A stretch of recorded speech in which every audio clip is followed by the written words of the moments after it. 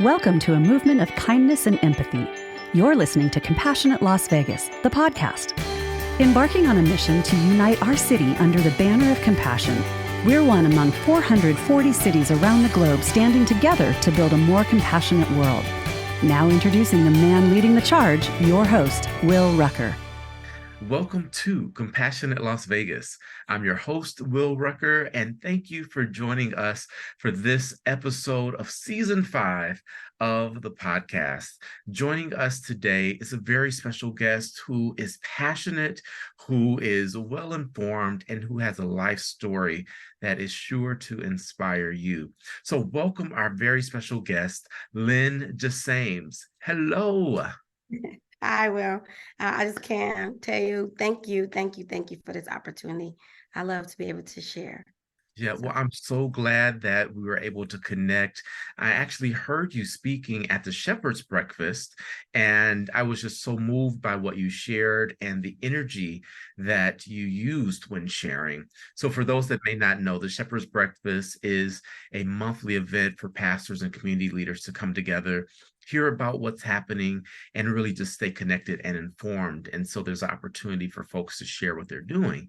And you work with our foster system. So if we could just start with helping us understand kind of your role, what you do, and then I've got a few questions for you. Okay. Well, my name is Lynne Jasames. I've been with the Department of Family Services for over 25 years. Currently, I am a foster parent trainer and recruiter. And what we do, we recruit foster parents and we train foster parents. And we go out and we talk about the need right now that's in our community for foster children, and definitely the need for African American children. I talk about the amount of children that's on Child Haven campus. And as great as the staff is, and as hard as the staff work, they just can't completely, totally meet the needs of that many children at one time in congregate care. So we don't want children in congregate care. And then I have the other side of the story as I aged out of foster care myself right here in Clark County. Wow. Yeah, so it's just, I have personal, professional experience. Yeah. The full spectrum there, which I think is so important. And it shows that that lived experience can be turned into a life of purpose and passion. Yeah, it does. So I always like to set a baseline for the podcast with how you view compassion. So I know how I define it, but I want to hear from you how you define compassion. Well, when I think of compassion, I think of people who, one, is okay with putting others before themselves at the appropriate time, though. So as we want to take care of ourselves, but I really think about people who, when you're showing compassion, you're thinking of others outside of yourself. You're willing to go above and beyond to help someone that's in need, and, willing to make sacrifices sometimes for other people, use your time, even sometimes finances, just time, financial benefits, those things. And I think a compassion is wrapped in like a package when you're considering, providing services and resources and support to other people. Yeah. I agree with all of that. And it's so important for us to understand we're all connected. So really what we do for others, we are in fact doing for ourselves, because if we can help somebody, then we all do better. Absolutely. Exactly. So I want to get into your story. We're going to kind of just follow the natural timeline of your life. I definitely want to make sure we hear what's happening at Child Haven and that. But let's start with you. So you said that you actually ended up aging out of the foster system. Tell us your story. So I entered foster care at 14 years old. I entered at 14 years old with a baby. And at the time, my mother was heavy on drugs at the time. So me and my younger sister entered care, and my other sister had to go stay with an auntie of mine at the time because we couldn't be at home. We wasn't found safe while we were in the home with my mom. Basically, her protective capacities was diminished. So before they could get them enhanced, we had to be removed and placed into foster care. So you were 14 and you already had a child of your own. Yeah, I kind of, it's funny when I circle back to this, it's like starting to realize I was kind of abandoned. I gave birth and then went to the hospital. My mom never even showed up to the hospital. And then they removed me from the hospital, me and my baby. So it was like entering foster care and being abandoned at the same time. Wow. So Yeah. as a 14-year-old, how did you process that? So this is what I like to say. So when I was 14, I was kind of like very mature, in my opinion, at my age, in the sense of used to taking care of yourself, used to learn how to survive without the guidance of a parent, right? So I will say I was immature, very irresponsible because I was a child. But at the same time, I carried myself like I knew what I was doing. I carried myself like I could handle it because, in essence, I had to, right? I had a mom who was absent a lot, who was using drugs a lot. And so me and my sisters really had to fend and take care of ourselves. So I was already babysitting my friends' kids. So I remember when I did find out I was pregnant, I remember my mind saying, oh, the baby just won't go home. You just have to keep it all the time. Because I was already helping my friends with their little kids and their babies. So it was just felt like, oh, well, the baby just won't go home. That's how I processed it. Wow. Mm-hmm. Please, I keep continuing the story. Oh, okay. So yeah, so by the time, so I was kind of running from the system. So the system came in, they removed my younger sister from school because I was kind of getting up, sending her to school, me and my oldest sister, getting her ready because my mom wasn't home. My mom would be gone for days at a time. So I was carrying guilt a lot of times because I felt like it was my fault when they actually got my sister because we were sending her to school. She wouldn't have been at school if we wouldn't send her. So I carried a lot of guilt through my time in foster care for my youngest sister, but just went to the hospital. Then I couldn't run anymore. I had to leave my baby, ended up going into Child Haven. I spent like 11 days at Child Haven before my baby came to Child Haven. And then they finally found the home. 5 foster homes, my social worker shared with me, 5 foster homes wouldn't take me and the baby. And then one single African-American woman did. Her name was Bertha Robeson. She took me and my baby in her home, and that became my forever home until I aged out, which means she took the second baby, and which she means she took the third baby when I was there at her home. So, yeah. Wow. I mean, there's so much to that. Number one, her compassion. I was just going to say that. Yeah. Taking, I mean, I understand one child and, maybe a child with a child like, okay, we're okay. But then you grew an entire family and she still stood by you and essentially supported you in your journey. Absolutely. And she did. And it's like, I like to say that she made a commitment to that 14-year-old little girl with that baby. And in essence, she kept it. Yeah. Outside of having the babies, that's pretty much, if you wouldn't say things that I kind of did that you wouldn't want a child to do, that was the only thing. I wasn't disrespectful. I did right in school. She wasn't running down to the school behind me and things like that. It was, with the exception of coming up pregnant. I think that's the only thing. If she want to unravel, we would have unraveled that part of it. But the rest of the part, we were good together. She learned a lot about how I felt. I like to share after I aged out. Years later, we talked about some things that we never talked about when I lived in her home. Yeah. So it came out years later, but she didn't know she was saving, a young mother and 3 babies. She didn't set out to do that, but in essence, that's what she did because one, we all believe we would be different people if we were separated. And she never separated us, so it's so many pluses to her making that one decision to that 14-year-old little girl. I mean, my son, who could say his mom is 14 years old, grew up to be very financially successful, got into real estate at a very young age, right out of high school almost. He went to college for 2 years, got injured, couldn't play sports, came home.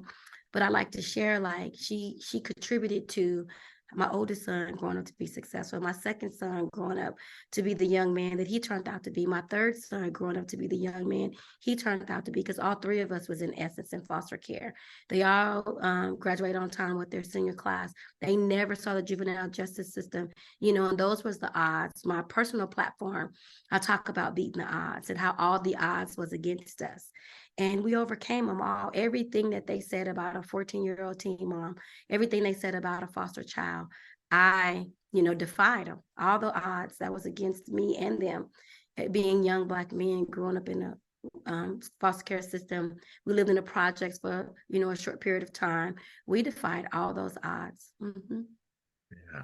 So for someone listening that says, okay, this incredible human made this commitment and it truly paid off in your case, right? Yes, we Because you did. now have a lineage that's successful. You are now reinvesting into our community by helping other families be connected. I want to know first, how do you refer to your foster parent? How do your kids refer to her? And what's the relationship like? Is it still ongoing? Help me to understand that piece. So it's so funny because my foster mom is deceased. Okay. It's probably been over 15 years now, if not longer. So she's deceased. But she was my forever mom. So I do have I have my foster mom and I have my biological mom. But she became my forever mom. So even after I aged out, I could still go to her house, still went to the same churches she went to, still spent holidays with her. I do like to share, like, so when she was in her passing period, she was at respite. And I was working at a hotel because my son had went away to college. So I was working at a hotel. He came home during that time that she was in hospice. So we would all go up to the hospital when I got off work at 12 o'clock because hospice lets you come 24 hours around the clock. So me and the boys would get in the car. They would pick me up from work. We would go to hospice and everything she would do, body moving while trying to signal, we attributed to she was communicating with us. But before she passed, I was able to share with her that she spent a lot of time, putting her time and energy into her son and her daughter, because just some unfortunate things that happened in her son and daughter's life, right? So we So knew she that. had kids of her biological kids of her own then. Yes. So I Wow. had a foster brother and a foster sister. Well, some things happened in their lives, and their lives didn't turn out kind of like what she wanted. So for a woman who was very spiritual, for a woman who prayed a lot, gave a lot of time, to the church and stuff and to the Lord, I think for her, she grew kind of like, I think it was just very upsetting and hard for her to know that she was willing to sacrifice for foster children, and then what she envisioned for her children, she didn't see come to pass. So before she passed, we was in the hospital one day, and I would say she looked so angry. She just looked like she was just mad, right? But she couldn't communicate at that time. So when she was in there, I was sharing with her, like, Big Mama, you was saving a young woman and 3 little boys, but I don't think you knew that or understood what you were doing. Because I saw the relief on her face. I get emotional. I saw a lot of what I felt like the anger just come off of her. Because I explained to her, I said, I know that spiritual wise, it's hard for you to be praying and asking for God for something, but then you don't see it to pass, right?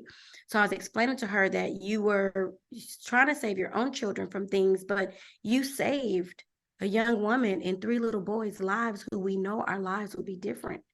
And for that alone, the world is grateful because we're good people, right? So it's like you did a huge thing, but that wasn't your intention.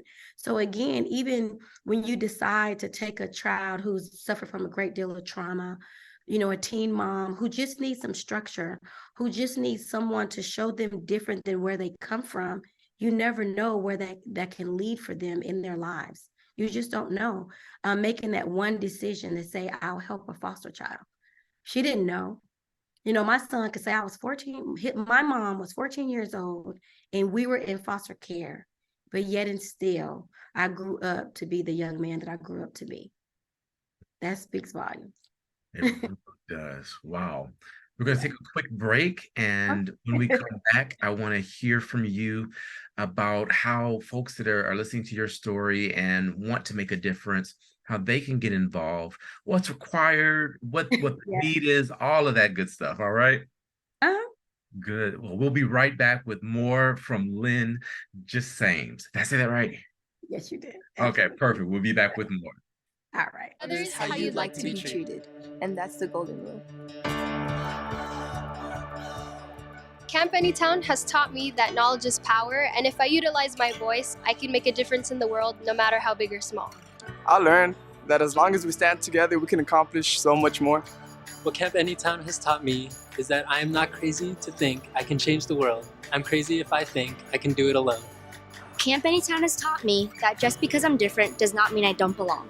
I learned at Camp Anytown to be more compassionate because you never know what somebody else is going through.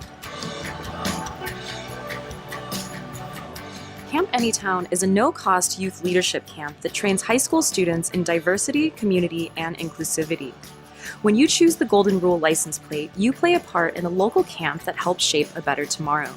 Learn more at dmvnv.com.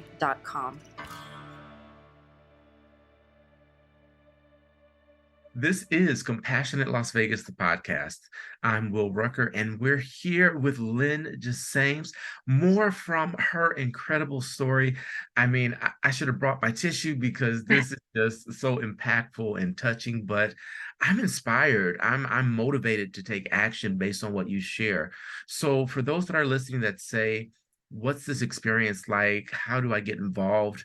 I mean, what was your experience when you first met your foster mom, and then walk us through that process of how someone becomes a foster parent? Okay. So for me, I was 14 years old, just had a baby, but I didn't know anything about the foster care system. Even when they came and took me from the hospital, I didn't understand what was going on. And children don't make decisions, so we don't have choices. Because if I had my way, I'd have stayed home with my mom, with the rent I paid for 3 months. Not worrying about how I'm gonna eat every day. That's the choice that I would have made as a child, right? So, because that's how we think. We want our parents no matter what. So when I got ready to go to my foster mom's house, I was having a lot of anxiety. Didn't know what to expect. Just was like, oh, this lady was willing to take me and my son. Okay. But I was having a lot of anxiety because I'm like, well, I ain't gonna call her mom. Like, what does she expect from me? What does she want from me? And more importantly, like, why? Because if I have people that I trust, that I would expect to show up for me, but if I end up in child haven and no one shows up, then all the trust in those adults, it goes away because no one is showing up for me, right? And so I was having a lot of anxiety, really kind of scared, had a lot of thoughts in my head. And when I get there, me and my foster mom pull up kind of in her driveway. Not my foster mom, my caseworker. We pull up in her driveway and she come walking down the driveway. So I'm in the car somehow thinking if I push my body back in the seat, that means I won't have to get out, right? I could just, and she walk up and she peeks in the car and she say, hey, I'm Big Mama. But she was about this big. Mm-hmm. It made me laugh and it just took all the anxiety away, like in a matter of seconds. Like, it just took a lot. It's just how she introduced herself. And I understood that it was okay to call her Big Mama. Like she was telling me what to call her at the same time, which took a lot of anxiety away because we don't know what to expect. We take what's like a journey from being here to here, and we end up here. We have no choice. We are no control of our situation. And now we're going somewhere, but we don't know what to expect. And so she really took a lot of anxiety away. And from then on, we was good. Yeah. Because the kids don't know what to expect. And as a new foster parent, you've gone through the classes and, we'll share more about that in a moment, but you really don't know until you experience it. It's So like taking a stranger. yeah. Don't take candy from a stranger, like Josh would say. They say don't talk to strangers, but just go live with them. Right. Yeah. And that's got to be difficult for even, you were 14, so you had some life experience, but if you're 5 or 10, that could be even more difficult. So we've talked about Child Haven, but not everybody knows what that is. Could you share a little bit about that? How many kids are there right now and what the need is?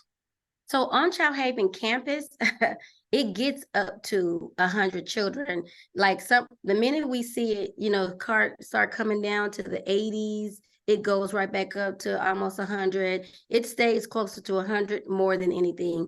The age range for children on campus is newborn to 18 years old on Child Haven campus. And we have different cottages. So there's the infant and the medical fragile cottage, which typically is between children with special needs, but newborn to probably 6 years old. And then once they turn 6, between 6 and like 12, they go to what we call the elementary girls or the elementary boys. And then once they turn 13 and older, they go to the teen girls and the teen boys. And that's how they split up for his age range. And then they separated 6. Sometimes we have to intermingle the elementary boys and girls. It just depends on the need and how high of a population falls on each side. Okay. So at any given moment, there's up to 100 children on Child Haven campus. So up to 100 kids. And are they still going to separate schools? I mean, help us understand that process as well. That's an important question to ask about our children, because we have what's called staying in their school of origin. So imagine being separated from your family, losing all your connections. The one thing the courts and the family services want is for our children to stay connected to some of the things that can stay the same and familiar. So school of origin means that a lot of times children stay in their school, in which when they're removed, even if they go to child haven, if they go into a foster home, we want them to still be able to go to their same school so they could keep their same friends and their same teachers. A lot of them have relationships with staff at the school that they're out. And then those staff know those kids, a lot of times personally. So we try to keep them in the same school. So we'll bus them. We'll use hop, skip, drive, whatever we need to do to get our children transported, even from child haven to their school of origin, so they don't lose those connections. And that's so important, because I mean, Absolutely. I can only imagine, I was really fortunate to have a very strong family unit. And so I don't know what it's like to even fathom being separated. So I love to hear that they at least get to stay with their school and have folks that are familiar with them around. We're trying. The course has really done an amazing job, because again, with my own personal experience, things were a lot different. So from my own personal experience to where I've seen the agency grown, I'm grateful for the progress, because things were a lot different when I was in the system, even up until I aged out. The resources, the services, the programs, the opportunities that's afforded to our children is, amazing compared to when I aged out. So I seen the agency make a lot of progress. It was in the best interest of our children. Yeah. So even with 100 kids there, I mean, that's a lot, first of all, just to say 100 kids in one place, that's just a lot. But that also speaks to the need. And we're a Vegas Valley. We're not a couple dozen families here. Now we've got, over 1 million in population. So we should be able to find 100 families, right? that Oh my want God. to Yes. participate. So what's the process? What support do you provide potential foster parents? How do they get engaged? The first mindset I want to incorporate before we get to talking about this is, because I think our communities have lost, it takes a village to raise a child. And when we adapt that mindset, only because these days it's kind of hard to even say anything to people, children, right? Trying to help and support in fear of the backlash if the parents don't agree or don't like the way you helped. And I say that to say that I grew up in a time where, the neighbor could say, hey, Lynn, you know better to be doing that. The neighbor could correct me. Well, honestly, the neighbor could beat my butt if I stepped too far out of line. It was inappropriate. And we won't say that could happen today, but the mindset of a village being able to raise the children, I think a lot of times, if we can't say anything to children because of the backlash, then it's hard to help children. Do that make sense? Absolutely. So I want to, feed into that mindset and change that in a sense that, yeah, it's hard. It's not the same as helping families with their children, but in the mindset of how you want to help and what help looks like. So we talk about it takes a village to raise a child. We don't even want our children to have to enter care. If we could sit back and we see a family that's in need, there's too many churches in our community, right? Mm-hmm. There's too many resources and programs that's available. And sometimes family don't know, because we're so transient. We are a city that's not rooted in heritage, because we're so diverse, right? Because of the diversity, there's not a lot of connection. There's not a lot of longevity with people knowing each other. And, Aunt Susie, we know what's going on in her neighborhood. She it's not definitely not Southern style, right? So with that in mind, we talk about the village, think in terms of all our children as part of a village. And we need people to step up and say, hey, our children need us. And I have to, attest to the amount of children that's on Child Haven campus that's African American. We need our children to be with people that look like us, that we're familiar with, that's used to the things we used to know and familiar with how we do things, because other people's normal is not our normal. It looks different for everybody's. And so the need for African American children and African American families is high. It's very disproportionate within our agency. And we're trying to improve that. And there's a lot of things and a lot of barriers. And I think it's a lot of mindset that people have without giving themselves a chance. So instead of our community stepping up, if I got arrested 10 years ago, I didn't counsel myself out. Or if I don't make enough money, or I don't have this perfect lifestyle, like we promote LGBTQ families coming into fostering with us. We have LGBTQ marketing material because we want our children, we want people to love our children. Loving a child does not come with a criteria. Do that make sense? It doesn't come when you have to be Black or white, and you don't have to be married or single. Those are the things that we want to erase, some of those myths that people believe. Like even people like, well, I got a warrant. But we're not arresting people because you had to get fingerprinted, to see to come, foster our children. I like to encourage to give us a chance to see if you meet the criteria or not, instead of Xing yourself out. And it's very huge. So you start the process by first and foremost taking an info session. Our website is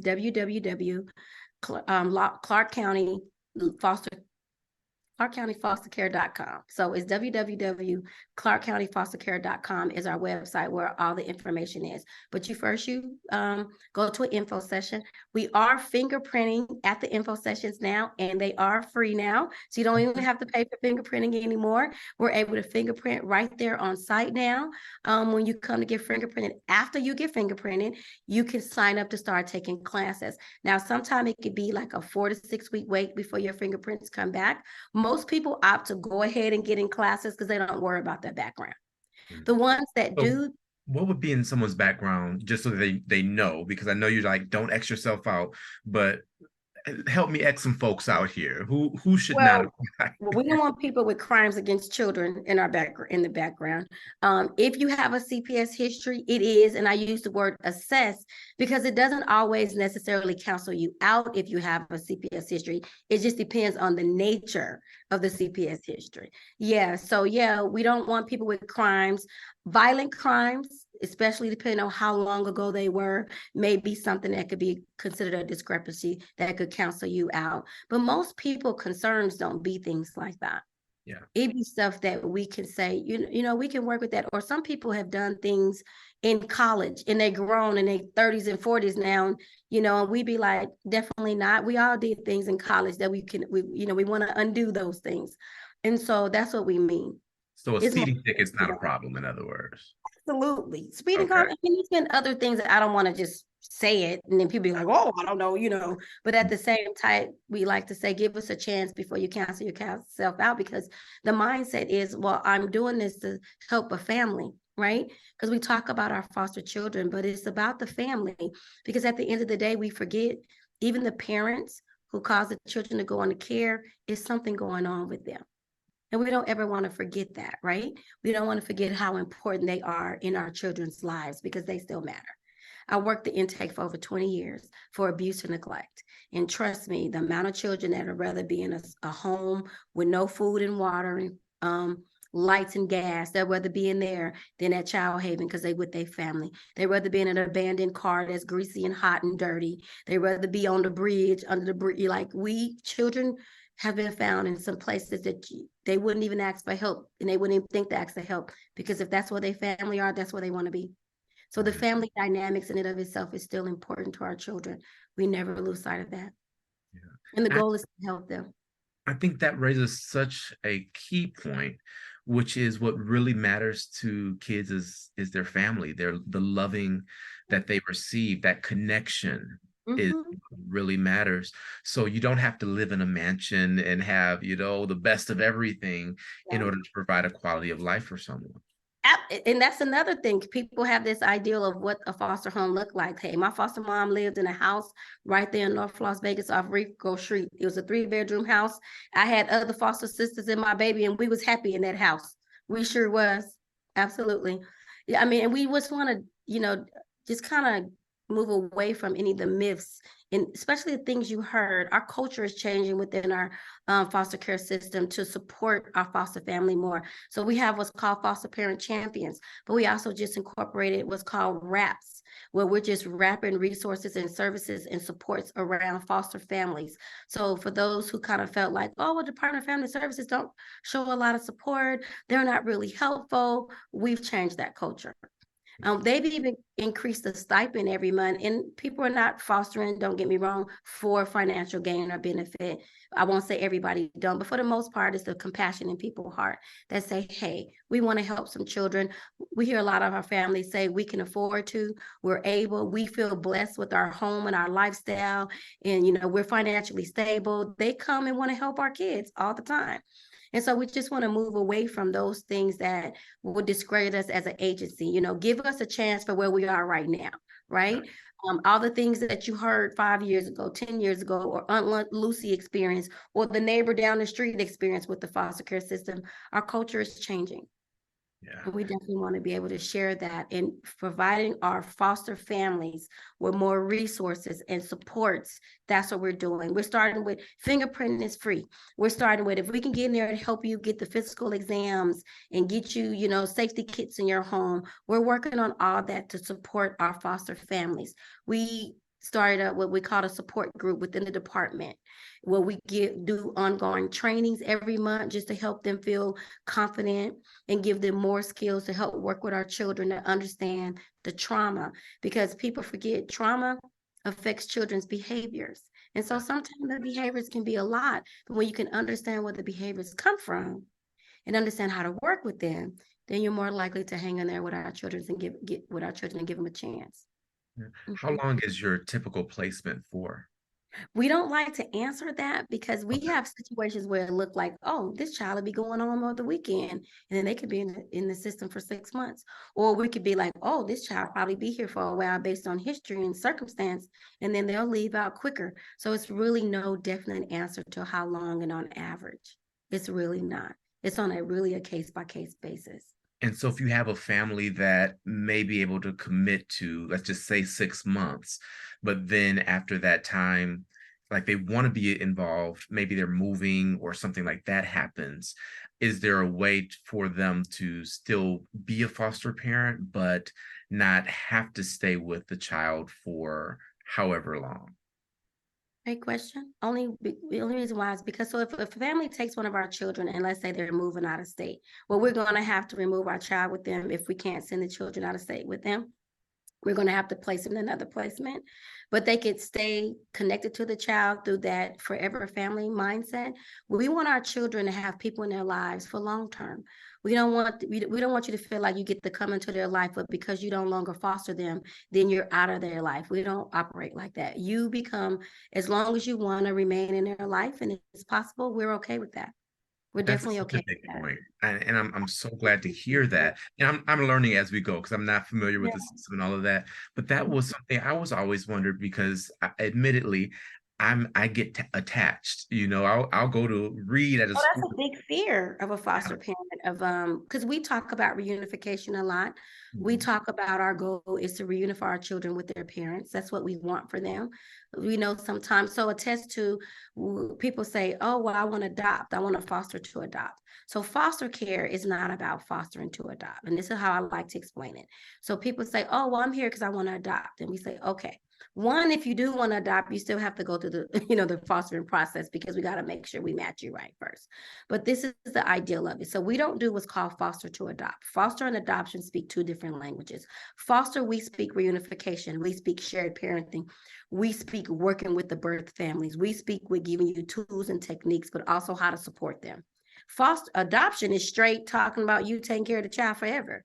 So you see, there are two different languages. So I like to say that it's a fact.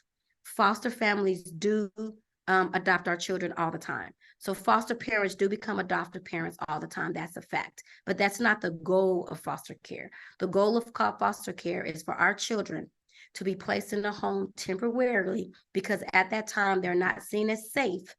While the agency work to make the family safe, enhance the parents' protective capacities so we can put those children back in the home.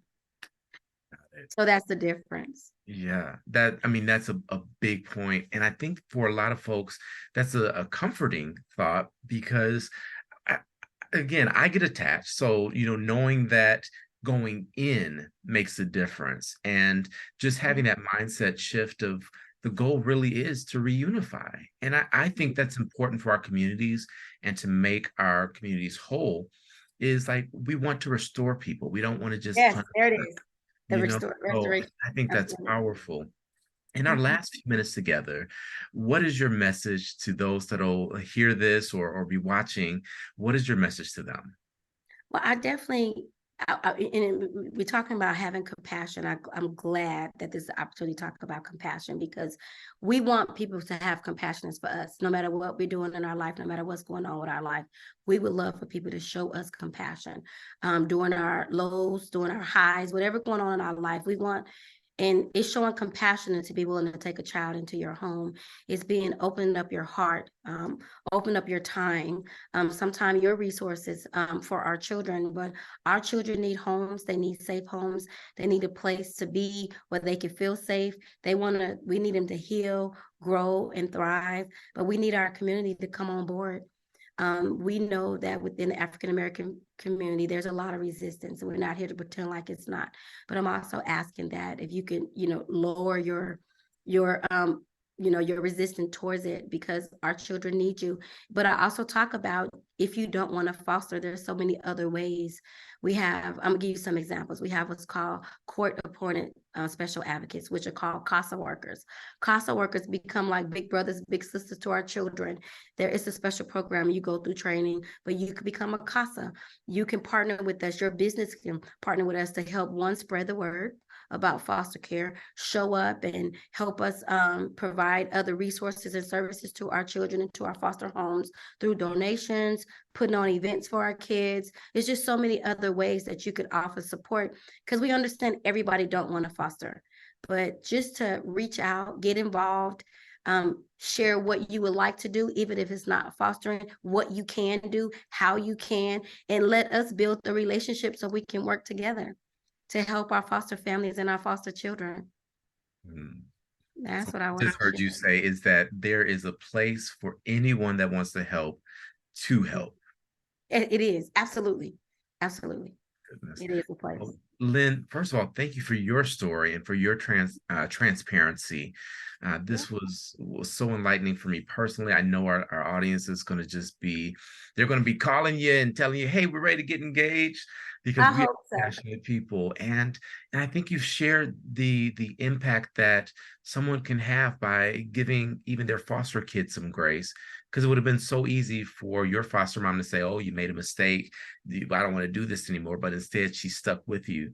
And now look at what I like to share. Thank you for bringing that up, because I do like to share, like, so you say, oh, there's a 7-year-old foster girl, and then some of the things you hear. We know the stereotypes. We know the hearsay. We know the things that's said about foster children. We can look at statistics about foster children, right? We can look at statistics about foster mom.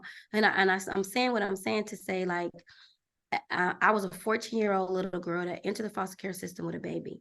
So that alone made people like, oh no, I'm not taking her. Oh no, and her life is doomed, and she's not going to make it, and there's no way she's going to be successful. And I show up to my foster mom's house with no credits in the 9th grade. So then it's like she's going to be a high school dropout, like all the statistics that come along with being a teen mom and a foster child. And I like to share, like, if my foster mom would have got stuck on that, then here it is. I'm Lynne Jasames. I've authored 3 books.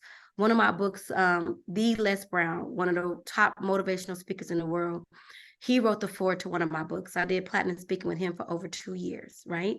I have my own fragrance line, which I've never had a launch party because I sell it out my trunk so fast, right? I have a nonprofit called Supporting Underprivileged Americans. We did our first backpack drive with the Kevin Hart when he got the keys to the city over at Doolittle, right? Been working with the Department of Family Services for over 25 years. I'm part of an Eagles organization, which I'm the regional director for Las Vegas, Nevada. Eagles organization is a nonprofit organization who primarily work with foster kids and youth in college, mentoring program. They just took the kids on a fishing trip, a lot of foster kids. We work with Just in Time, which is a major foster care agency that support children who've aged out of foster care. So again, I'm not bragging. I'm trying to impress upon people what a foster child can grow up to be if given an opportunity. Do that make sense? Absolutely. I've worked with some amazing people. I mean, who would ever thought that I would be in the room with Beyonce dad? Well, I got pictures with him, so it's not fake. I got the receipts, as they call it, right? And I don't really talk about those things in the front, but I wouldn't have thought that at 14 years old that I would be in the presence of people like Armando, the guy who had the home show, be in the presence of someone like Les Brown, be in the presence of someone like Kimberly Elise. And again, I got my receipts, and I can go on and on. Being able to do an event with Kevin Hart, I didn't see that for myself either. But I feel like my foster mom did, my high school counselor who helped me take the classes, who helped me stay going through school, put me in the male classes, morning classes, afternoon classes. They were seeing things in me that I probably didn't see in myself. And I would like the community to see our foster children like that, like give us a chance. That's all sometimes we need is a chance and a real commitment. Because had she not made a genuine commitment to me, she may not have hung in there the way she did with me. Yeah. And she had a lot of compassion. Well, I think we can leave it there. This has been Compassionate Las Vegas, the podcast. I'm Will Rucker. And as I always remind you, you are not just a drop in the ocean. You are the entire ocean in a drop. And what you do matters. So live compassionately. I'll see you next time.